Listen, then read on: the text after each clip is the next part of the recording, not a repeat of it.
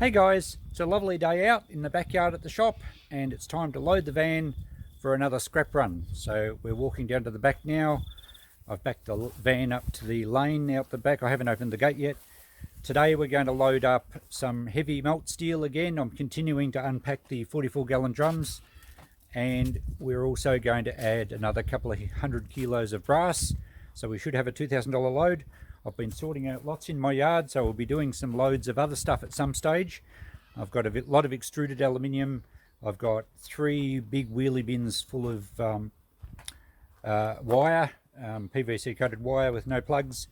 I've got copper as well, so I've got a lot of stuff to go through, but I want to make sure, because many of you that follow my channel, I want to make sure that I get rid of all my heavy melt steel before I have to, well, assuming I'm going to have to leave this place pretty quickly. And I'm doing regular updates on my Great Backyard or my Great Cleanup series about what's going on with the shop. So I've got to open the gate and we'll start loading the van. I've got some 44s here with some heavy melt steel that I've been packing into small drums. There's a couple there. There's a whole heap up behind the trailer there. So we'll load those up. I'm thinking we'll get 1,200 kilos in this load of the steel, and then we'll top it up with a couple of 100 kilos of brass.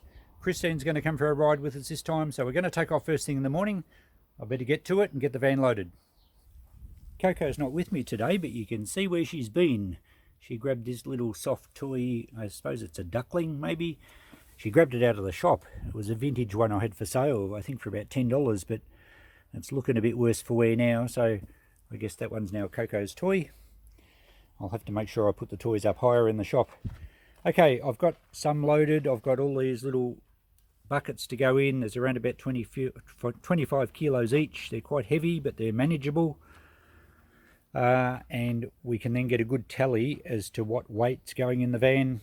The stuff on the trailer is just really light, messy stuff that I don't want to muck around with. It's just going straight out to the transfer station where they have a scrap metal pile and I can dump things for free, and that'll get all that out of the yard. I've got the ramp set up here for the van. I've got my genuine Mercedes star picket to hold the door open. You do have to be careful as I put weight in the van and everything settles down. You don't want to have the picket jammed somewhere where it's going to actually bend the door. So it's a beautiful day to do a bit of work out here to load up. You can see I've already got quite a lot in here. And I think I've got 6 drums per row. So 6, 12, 18, 19, they're 50 kilo lots. So we've got 19 at 25 and also those two. So that's 21 at 25 kilos. And then we have 100 kilos there in the 2 black tubs. So we're getting up to a fair bit of weight.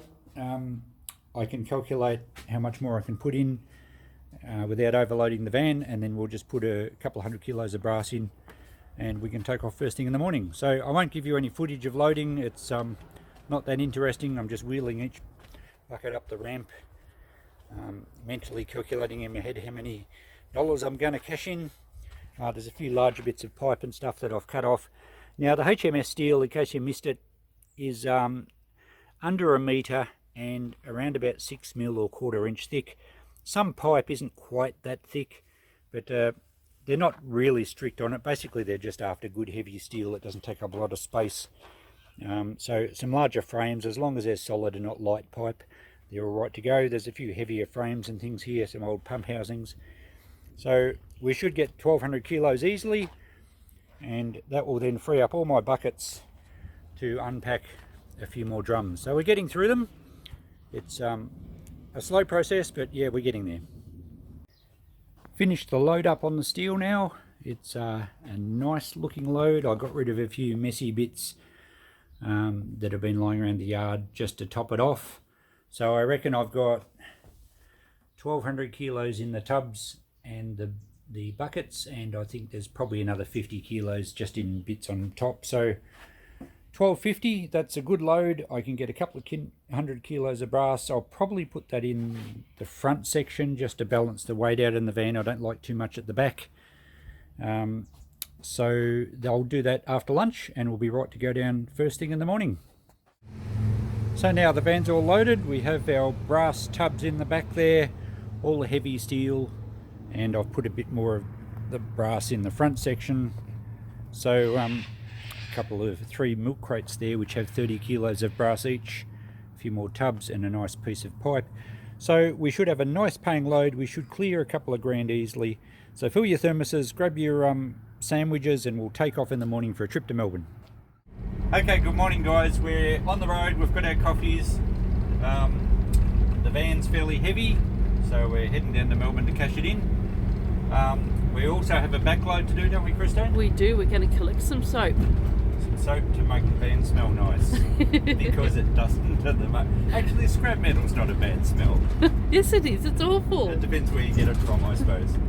So we'll get a bit of footage of the trip down so you can see the countryside we drive through. And yeah, it's a nice day. We should have a good trip. So here we go out on the road. We're actually on the Goulburn Valley Freeway here, which we're probably about 20 minutes south of Ngambie now, and this freeway merges onto the Hume Freeway, which we're just about to go around the big interchange. The Hume Freeway is probably the most well-known, or one of the most well-known in Australia. It's the main link between the 2 biggest cities, Melbourne and Sydney. If we were going to Sydney from here, we would now turn left. I think the sign says Wodonga, which is Albury-Wodonga is on the border of Victoria and New South Wales. It would be about a 9-hour drive, I think, or 8 to 9 hour drive from here to go to Sydney. So to put that in perspective, well, that puts it in perspective as to how large Australia is by comparison to some of you other guys. So we'll continue around this sweeping bend here, and we'll merge onto the Hume Freeway shortly. The speed limits in Australia on the major freeways are generally 110 kilometres an hour. Mind you, the van's going to struggle to maintain that. In fact, I won't push it that hard, and I was a little careful coming around this sweeping bend. There's certainly a fair bit of weight in it, but it does handle it pretty good. It does a pretty good job. It's a good workhorse. Bit of a quick scan of the countryside around here now as we come up to the Hume Freeway, which is a dual lane freeway southbound here, and the northbound is on the other side of those shrubs. So we'll merge onto here. There's a lot of truck traffic. Depends on the time of day and what day of the week, but there can be a lot of traffic on the Hume. And here's a quick pan to our breakfast that Christine organised. We're on a low-carb diet, so boiled eggs, cheese and some salami. Really nice and easy to eat in the car. And, of course, coffee. We need our coffee. So a bit further down the Hume Freeway now, we're coming up to some hillier country, which is actually the Great Dividing Range, which starts right up North Queensland and comes right down the east coast. There's a big white cross on this hill that I've always wondered what it means, so if any local Victorian people watching this and you know what it means, leave us a comment.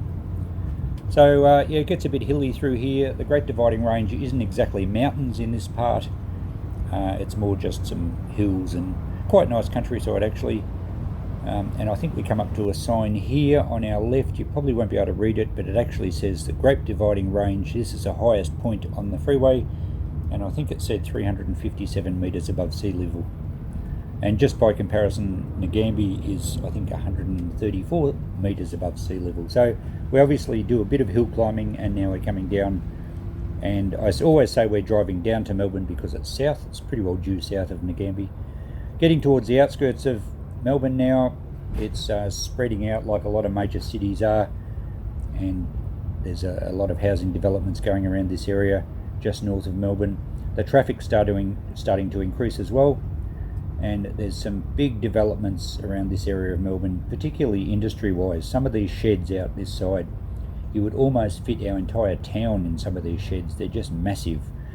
So yeah, it's quite amazing. There must be some money around still. There's lots of development happening. So a little bit further along now, we're getting close to Melbourne. Normally this spot right about here, you can see over this bridge, you normally get a really nice view of the Melbourne CBD, all the skyscrapers. Cloudy, overcast day today, and we can't see them unfortunately. There's a sign on our left here that says welcome to Melbourne, and I think at this point we're about 30 something kilometres from the central business district. So Melbourne's certainly got a fair spread, and it's quite a large city, certainly in Australian terms. I think it's actually not quite. I think Sydney and Melbourne are neck and neck. I think Sydney is probably a bit larger. Google will certainly tell you that if you really want to know. And now pretty much this is the end of the Hume Highway, I suppose, where it runs into Melbourne and it merges on to the ring road, which runs right across the top of Melbourne. And it's usually very, very busy, and for some reason or another there's nearly always roadworks somewhere. I'm not sure. I guess it does carry a lot of traffic, and they need to keep developing and expanding and all the things that the roads people have to do. Lots of heavy traffic on this one too. In fact, this guy on our left here with the car on the back of the truck was running out of lane, so I backed off a bit and let him move in. Yeah, so there's always a lot of traffic on the ring road, and it's pretty much the way you get from the east side of Melbourne round to the west side. And here we are actually about to leave the ring road and turn off onto McIntyre Road, which takes us down towards the western through the western suburbs to where the scrapyard is. This area here, this is one of the spots that I curse sometimes, getting the red light in the van, particularly if I've got to stop about here, because it's quite a steep hill. In this case we did have a red light, but luckily we could get up to the top of the hill and park up right next to the light, so it was easy to take off. It's just really hard in the van when you've got a big load. It's pretty tough on the clutch to take off in traffic heading up a hill. We're nearly there.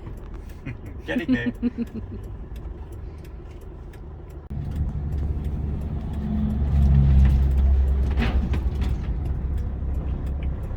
Well, here we are once again at the scrapyard. Hopefully there's room for us to pull in and unload.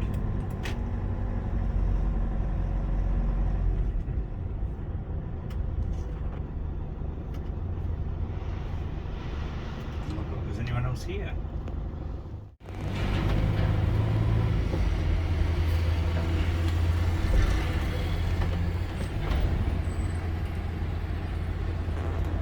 Okay, we better go and tell them what we've got, and they'll bring us some bins. So they gave us a great big hopper, and I got him to push it right up close to the back of the van so I didn't have to reach too far. And it's just a matter now of grabbing a bucket, tipping it out. I don't think I'll use this barrel again though. They bits of metal, no matter how small, never seem to slide out well. So the buckets, these ones work well. You can tell Christine is a sewer, but it was no good. And it was a cast iron one, so it was very heavy. So bucket after bucket, tipping them out. Bit of a scan around the yard here. That's surprising, there was no other scrappers there this day. There was just a lot of big, obviously, scrapyard trucks and their own runabout trucks and all the other big equipment. But no, there was only one other guy unload a couple of tubs of something and disappeared quickly. So it meant that the forklift guys looked after us pretty well. Looks like that bucket's no good. So there, we'll speed things up a little bit now. Just a matter of chucking it all in. It's actually quite enjoyable. Probably only took me about 15 minutes all up to empty the van. Now for the brass, these milk crates, I got 30 kilos in each. That equals, at the current price of brass, that equals around about $250 worth of brass in one milk crate. So it's amazing how the value adds up when the prices are good. So 3 milk crates there at 30 kilos, that's 90. And then we had the rest of it in small buckets, which, yeah, everything from plumbing fittings to electrical stuff. You find bits of brass in all sorts of things, and it's amazing how it accumulates when you just throw every piece you see in a bucket. And oops, I nearly forgot this nice brass piece of pipe. Still got some energy left, and that's it. We've finished. All right, all done. Got the paperwork. Pretty good trip. Let's have a look at this. We had 305 kilos of heavy steel, so it was a little bit more than I thought. 204 kilos of clean brass, which was pretty well spot on. Gave us a total down here of 2,600. I do like to get at least 2,000, so pretty happy with that trip. Nice little workout unloading all the steel. Christine's made me a coffee, thank you. You're welcome. And we're going to hit the road now, get some diesel, which is still very expensive, but at least I can afford it now. And pick up some soap. And some tea towels. And some tea towels. Oh, goodness me. Now, Christine, I'm a little concerned about this tea towel shopping. I've never been tea towel shopping before. What are you buying them for? I make these to sell, so I cut them up cut them in half, and I put a topper on the top. Okay. And if you want to know all about it, watch the video up in the corner there. Yep. And so Christine's channel is Christine's Home Affairs, and she creates all sorts of things. Yeah. So Mother's Day's coming up, and these will sell really well. Okay, well, so they do sell really well. the idea of buying budget tea towels is that it reduces your costs, your input costs. Yep. You cut them in half, do you? Yes, I think. I do, and then I put some fabric on top. Well, there you go. That's something a bit different for all you scrappers that are watching this. I'm just concerned for my own mental health, actually, going out tea towel shopping. I'm hoping it's not a long saga and we just grab some and take off, like most guys. I bought lots of these the other day. I only need to get 2 colours, but lots of them. Okay, so it shouldn't take long. Beauty. Well, I've survived my tea towel shopping experience, and we've now pulled in at a place where Christine buys her soaps. She has natural Australian, well, locally made soaps. They're all different fragrances. So we've pulled up here. She's just gone in to pay for it. I assume they'll bring a little forklift out soon with our order, and it's really handy that this place is pretty well not far off the freeway on the way home, so very convenient. Nothing more efficient than a good back load. Oh, come on, we've got soap to load. Okay, soaps on board. What flavours did we get, Christine? We've got soaps and diffusers. Oh, diffusers too. And some of the reason why, one of the reasons why we're actually getting this is to diffuse the odour of all the tools and everything that are about to come into my shop. Okay, see, Christine's happy to share her shop, but under certain conditions. It smells good. Okay, So what do we got? We've got frangipani and gardenia. There's lemon. Pomegranate, Yeah, that sells really well. these sweet ones. pea and jasmine, And then there's a lemongrass. lemongrass, I saw that. Freesia. Freesia? What's freesia? They're flowers. Oh, of course. And then we've got the smells Ocean. of the ocean. Soap that smells like rotting seaweed, hey? That's awesome. All And right. slimy jellyfish. Okay. So we're ready to go home now? We are. Do they make that stuff here? Yes, it's all Australian made. Right. And the scents and the diffusers are all Australian made, made right here in Melbourne. Fantastic. All right. And it's done using sustainable palm oil as That's well. beautiful. It fits in well with the Ultimate Recycler's mantra. Okay, let's hit the road. Okay. Okay guys, we're back from the yard. We've unloaded the soap. I've got to take all my buckets out and start filling them for our next scrap run. Although the next scrap run, I think I'll do electric motors. I've got over a ton of electric motors. But I will be filling the buckets from the 44s down there for the next scrap run that involves heavy steel. Now, something I forgot to, well, I didn't notice at the time. Have a look at the docket we got from the scrapyard. You may have noticed it when I held it up. The price, 50 cents a kilo or 500 a tonne for the HMS or heavy metal in size, and $8.40 a kilo for brass. So the prices have actually gone up. Very happy with that. Makes it for a great paint trip and a great time to continue to empty my yard. So thanks for watching again, guys. I hope you enjoy these scrap runs. Let me know if you do, and I'll take you each and every time. There'll always be something a little bit different, whether Christine comes with me or we'll be selling different sorts of metal, and I'll certainly keep you up to date with what the prices are. Don't forget to follow my great cleanup series, which used to be the Great Backyard, but now it's the entire place. Follow that playlist because that's where all the updates will be with regards to the sale of my property and what's happening there.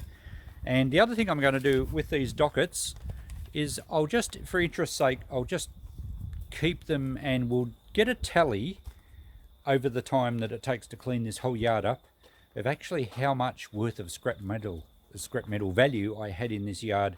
And it was interesting. A lot of people look at my yard, and they have done over the years, and said, you know, what a heap of rubbish. It'd take you forever to clean it out and take it to the tip. Believe me, there is nothing going to the tip that I can, you know, there won't be any individual loads going to the tip other than stuff that can be recycled at the transfer station part of it. Most of this stuff will be sold scrap metal or through the shop. We'll keep track on the scrap metal value. It's going to be quite interesting what it adds up to. Thanks for watching, guys. We'll catch you in the next video. Bye for now.